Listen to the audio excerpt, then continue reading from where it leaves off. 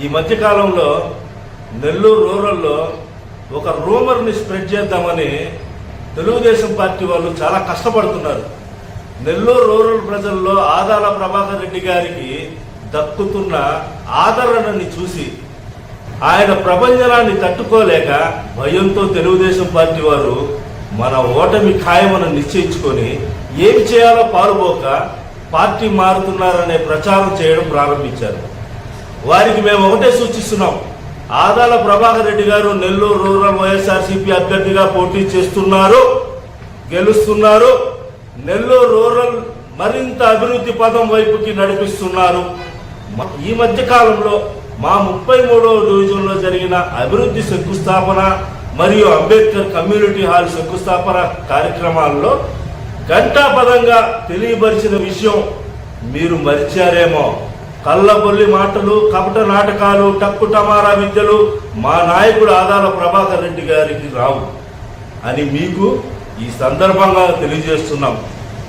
మీకు ఆదాల ప్రభాకర్ రెడ్డి గారి గురించి 4 విషయాలు తెలియజేస్తాం.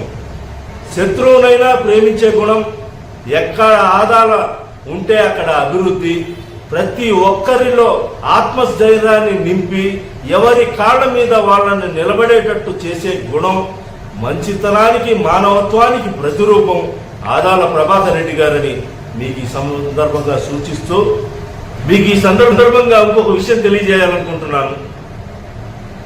నెల్లూరు రూరల్ నియోజకవర్గంలో ఆదాల ప్రభాకర్ రెడ్డి గారు గెలుస్తున్నారని తెలిసి తెలుగుదేశం పార్టీకి ఇక్కడ సీటు లేదని, జనసేన పార్టీకి ఇక్కడ సీటు ఇస్తున్నారని, సర్వేలన్నీ ఆదాల ప్రభాకర్ రెడ్డి గారు 30,000 మెజార్టీతో గెలుస్తున్నారని మీరు భయపడి ఇటువంటి ఉదంతాలకు ప్రజల్ని మభ్యపెట్టేందుకు ప్రయత్నాలు చేస్తున్నారు. ఇది నెల్లూరు రూరల్ ప్రజలు నమ్మరు. నెల్లూరు రూరల్ ప్రజలంతా ఆదాల ప్రభాకర్ రెడ్డి గారి వైపు, అదేవిధంగా ప్రియతమ ముఖ్యమంత్రి వైఎస్ జగన్మోహన్ రెడ్డి గారి వైపే ఉన్నారని మీకు ఈ సందర్భంగా తెలియజేసుకుంటూ, ఇటువంటి కళ్ళబొల్లి కపట నాటకాలు వేసి మీ వృధా ప్రయాసని ఇంకా దేని మీదైనా వెచ్చించాలని మీకు సూచన తెలియజేసుకుంటూ సెలవు తీసుకుంటున్నాను.